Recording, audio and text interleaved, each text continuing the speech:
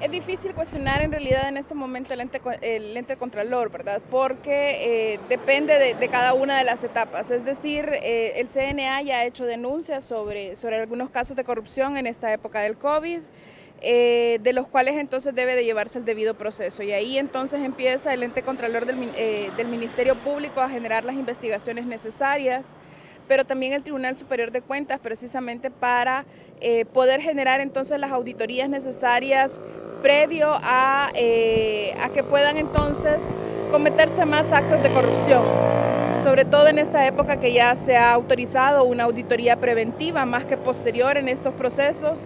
Entonces tenemos que esperar mucho más de lo que actualmente está haciendo el Tribunal Superior de Cuentas, por ejemplo, y la Procuraduría General de la República, que tiene que esperar precisamente a que lleguen a esos espacios para poder resarcir los daños al erario público de Honduras. ¿Qué tanto limita el accionar de estas instituciones cuando los partidos políticos se reparten una cuota de poder en los mismos? Mucho más de lo deseado, es decir, si nosotros realmente como Estado, como gobierno, como los funcionarios realmente pudieran mantener un servicio civil adecuado en el que realmente pase por todos los procesos de selección cada uno de los funcionarios técnicos, financieros, administrativos, realmente entonces podríamos empezar a mermar este tema político dentro de las instituciones del Estado. Una de las críticas más importantes es precisamente que se reparten el pastel de las diferentes instituciones del Estado para poder ejercer algunos cargos, sobre todo de confianza o cargos de alto poder, en el que realmente poco o nada se puede realizar cuando un funcionario recibe una orden de esa envergadura. Melissa, los informes ya están hechos por parte de las autoridades correspondientes de cuentas sobre las compras irregulares que se realizaron. Ahora le toca a los entes judiciales para que ellos se tomen las debidas procesos de detención judicial para ellos.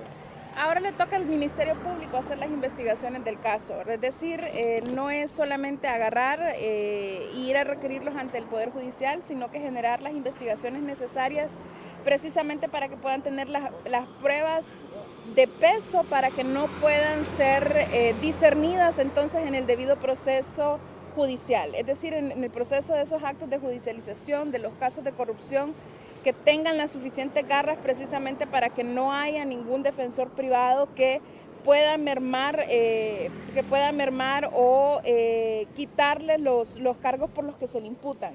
Realmente se está generando inclusive hasta jurisprudencia en estos casos de corrupción, y eso implica que las medidas que se tomen en este momento también pesan a largo plazo. Abogada, ¿hay contubernio, hay complicidad o qué en el fondo de estas instancias contraloras del Estado para poner al descubierto la trama de esta corrupción galopante?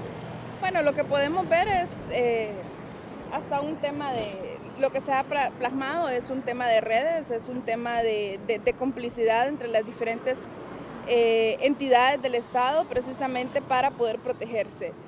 No necesariamente que trabajan de forma conjunta entre una y otra institución, pero sí que puedan protegerse. Lo único que nos queda es seguir protegiendo nuestra voz, seguir protegiendo precisamente ese derecho de la protesta y ese derecho de asociarse libremente para poder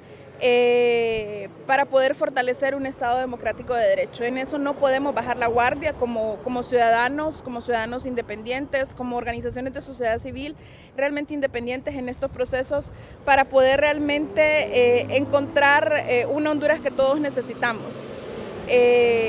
Hacer entender a la población, al resto de esas personas que no quieren vincularse en esos procesos, hacerlos entender el por qué es tan necesario ir en contra de la corrupción. Es decir, nos están robando la salud, nos están robando la educación, nos están robando, en caso de que sigan continuando estos procesos de corrupción, de que sigan continuando o defalcando el erario público para poder distorsionarlos hacia las elecciones o hacia los partidos políticos, realmente nos están robando el futuro de todos nosotros como sociedad. ¿Considera usted que la forma de ser más eficientes los entes contralores y fiscalizadores del Estado es despolitizar su elección?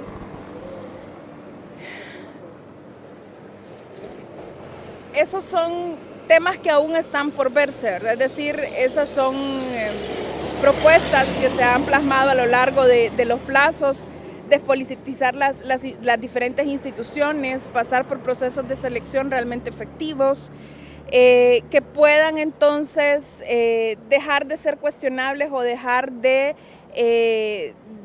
jugar por los intereses de algún partido o porque hoy está en el poder un partido y mañana otro. Entonces implica que tenemos que cambiar toda la planificación del país. Si realmente, ayer se estaba escuchando una encuesta, ¿verdad?, que hizo el UTPAS, por ejemplo. Si realmente no queremos seguir por el camino de Costa Rica, lo que tenemos que empezar a hacer hoy es planificar para los próximos 50 años qué es lo que necesitamos como país para poder desarrollar y poder mermar entonces toda esta corrupción.